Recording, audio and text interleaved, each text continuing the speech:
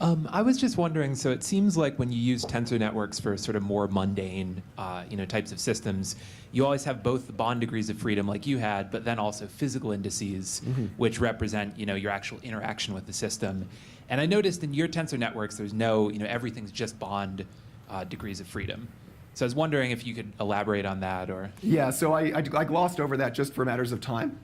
So the model I described allowed you to construct a boundary state. But what we really want to do is construct a mapping between the bulk and the boundary, right? So the more fully fledged model will have boundary indices and then a bunch of bulk indices, or sort of dangling boundary legs and additional dangling bulk legs. And so then the tensor will define a map between bulk and boundary. And then you study the properties of that map.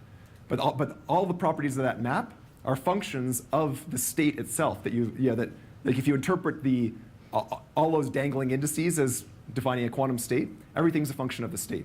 And so in the context of these random tensors, all the interesting properties of that map follow from Ryutakinagi.